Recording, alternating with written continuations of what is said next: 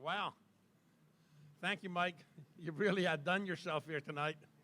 Just from the crowd, the quality of the crowd, the content, the people that have supported you over the years. Drew, you've done a phenomenal job growing from a small manufacturing company all the way to the NAM board and becoming a national figure. You know, your dad and your whole family should be very, very proud of you, as Maryland is. You already said great things about Susie Gantz. Probably the deepest thinking woman in the world. She's always across the spectrum, in every function, in every movement going forward. And it's going forward that we have to talk about. But to go forward, I'd like to step back a little bit, because it was 1 month short of 50 years that I started working at Westinghouse at the airport. And I grew up in an era when manufacturing was king, literally.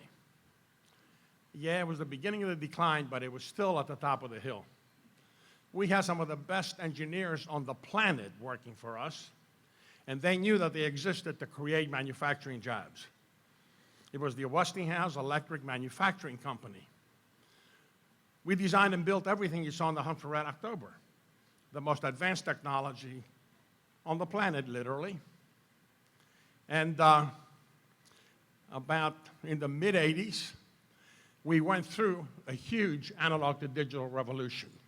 And let's keep that in mind, because I heard analog to digital revolution coming up later. And that should be a lesson for manufacturers. Then I learned that you had to embrace technology, you had to envision technology and where it might take you. And I think your challenge is, as existing manufacturers, to become early adopters of new technology. Mike talked about next generation manufacturing. We need to be thinking generation after next.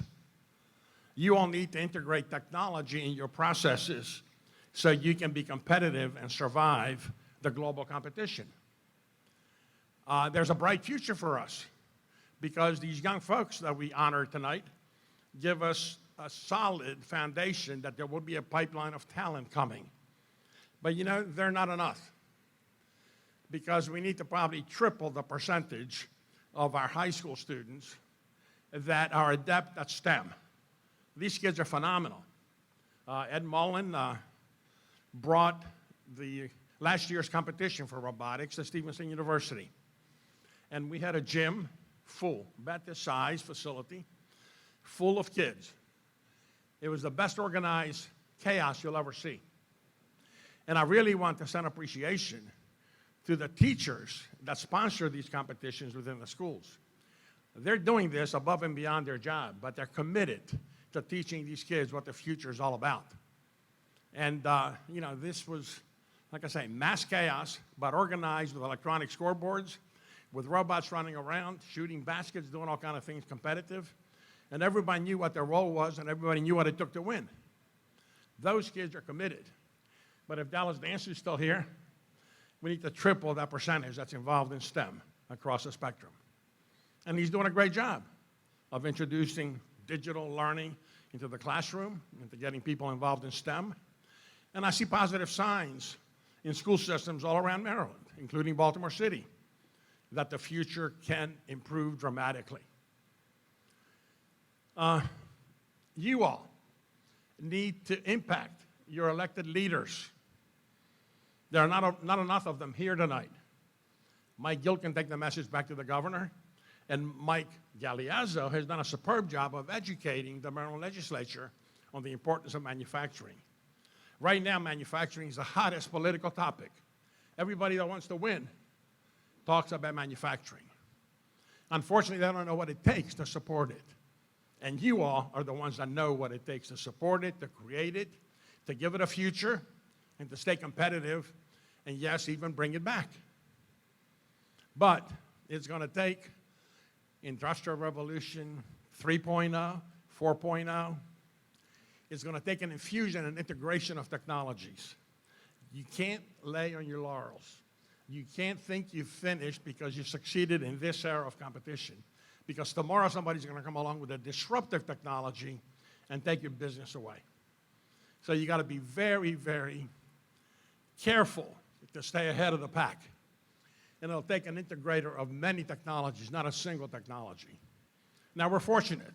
In Maryland, we have lots of resources available to us, from other federal agencies that fund the research, to the industrial giants that know how to apply it, to a phenomenal higher education system, and a continually improving pre-K through 12 system.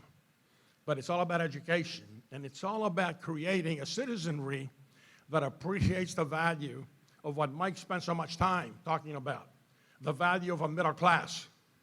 The middle class that made this country great, that made this country what it is, that rose to great heights through the 50s and 60s and started declining in the 70s and 80s. And now we need to rebuild the middle class, and it'll take a different kind of education, of commitment to lifelong learning, of adopting new technology and adapting to the global competition. Thank you, Peter. Peter thinks of everything.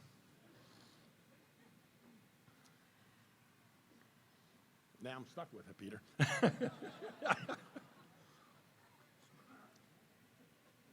But folks, you know, I'm excited about taking over this role of chairman of this great organization.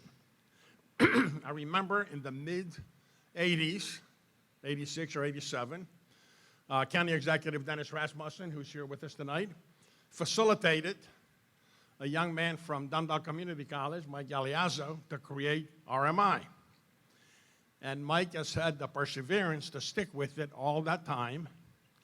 And I said the perseverance and the commitment to talk and talk and talk about the vision.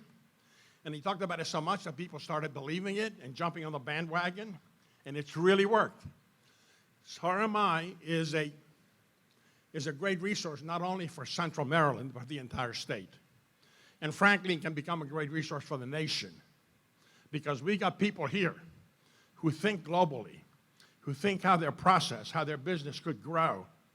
We talk about internationalism and world trade.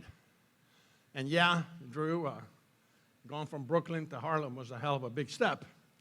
But you know, you could actually export from Lansdowne to Brooklyn, Maryland. But we need to go to the world. We need to design products that are designed for global markets, because our nation, for 200 years, was the place where Western Europe outsourced its product. And we became the market of choice for the planet. And now the world has grown and it's different, and there's other markets, and we need to compete, but we need to design products for the global market to be built wherever it is cheapest, and we need to try to be the cheapest place to manufacture the highest quality product. And folks, that's all up to you. It's all up to you, and RMI will be prepared to give you what you need, the assistance, the foundation, to rally you to meet the right politicians and the right legislators at the right place, to get the right legislation passed. But the bottom line is performance excellence on your part. Creating the best product, the highest quality product, the most cost-effective product is what it's all about. So you control your own destiny. Just be committed to be globally competitive. Thank you, congratulations. And let me talk about some of the great things that are happening in this state. You're going to hear next from Damian Costa, who will talk about the phenomenal promise of Port Covington and the city garage and the foundry. And there's literally hundreds of incubators and accelerators and hack shops and co-working spaces and maker places throughout the state. That didn't happen 20 years ago, but that portends a great future.